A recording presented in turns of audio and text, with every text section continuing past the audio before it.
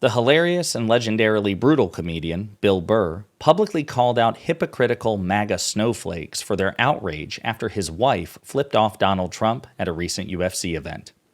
But before we unpack all that, if you haven't yet, please hit that like, subscribe, and the alert bell. All right, folks, I honestly didn't think that I would cover this story because the predicate event happened about 10 days ago, and it's more of a culture war event than something that deals directly with electoral politics.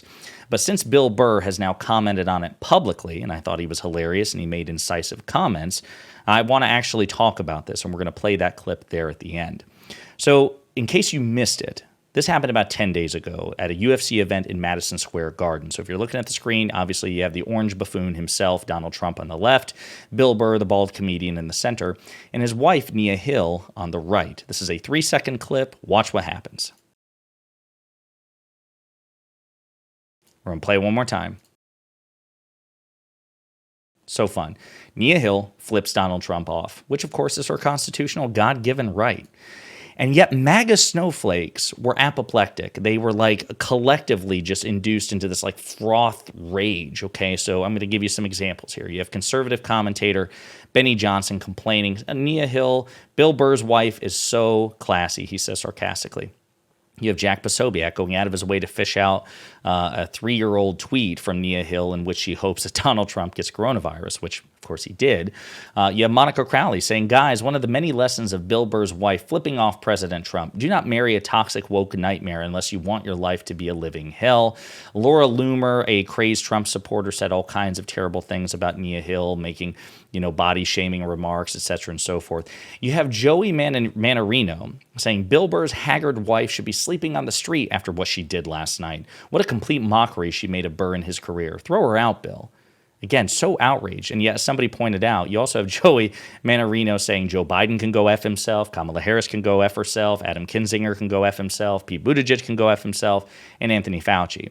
All of these people, of course, being either current or former occupants of public high office, and Joe Biden, of course, being the sitting president of the United States. So, again, conservatives are so upset. You're supposed to show respect and deference to the former president, Donald Trump. Meanwhile, they're the party of F your feelings, snowflakes, stuff like that. They're the party of Let's Go Brandon, of FJB. They hurl all kinds of invective at President Biden and prominent Democrats. They have no problem with that. But they can't handle it when someone mocks their cult leader, just the essence of hypocrisy.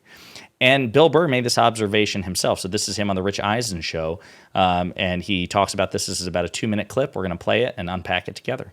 Took away our strength and tipped it in their favor. Hey, good on them. But then don't come back at us and then you stole our offense and won a Super Bowl. Fantastic.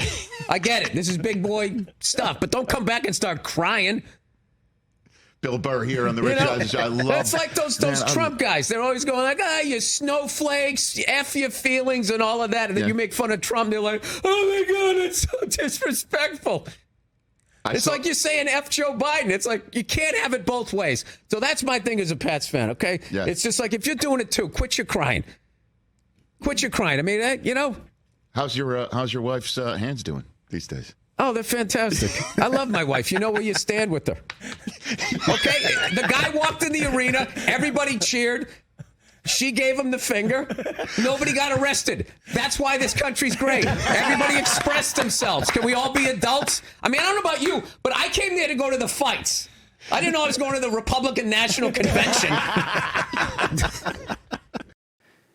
So he's right. And listen, if you're familiar with Bill Burr at all, which I am, I love his stand-up comedies. I loved his appearances on Conan O'Brien. He was on there like at least a dozen times. It was hilarious. I don't watch F is for Family just because I'm not a big cartoon guy. But Bill Burr's hilarious. And by the way, Bill Burr makes fun of Democrats all the time. When Donald Trump won the 2016 presidential election, Bill Burr repeatedly made fun of Hillary Clinton. He was hilarious when he did it.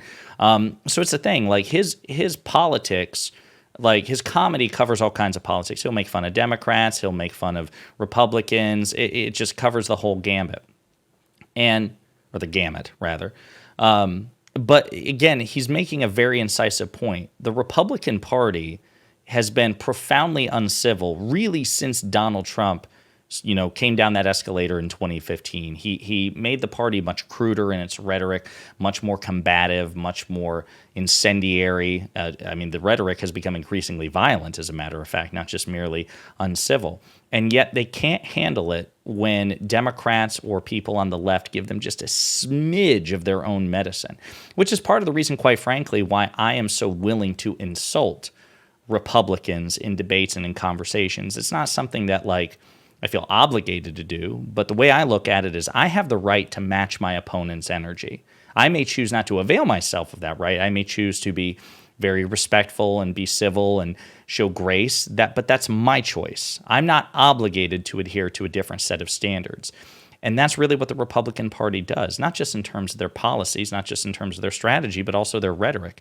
The F your feelings, the FJB, the Let's Go Brandon Party, they can't handle anybody showing them any sort of disrespect. The most fragile people on earth, which makes sense because Donald Trump himself is the ultimate snowflake, the most thin-skinned, easily baited, fragile, malignant narcissist in the history of American politics. I think it's great to return fire, metaphorically speaking, occasionally, just to make the point like, hey, we can be just as harsh, just as mean-spirited, just as cruel as you all can be in terms of our rhetoric. We can, if you want to insult people whom we support or entire demographics, which they do all the time, then don't be surprised and don't clutch your pearls when we choose to avail ourselves of similar rhetoric. But they will always freak out because, again, as we've talked about on this channel, if MAGA and the Republican Party didn't have double standards, they wouldn't have any standards at all. Let me know what you think in the comments.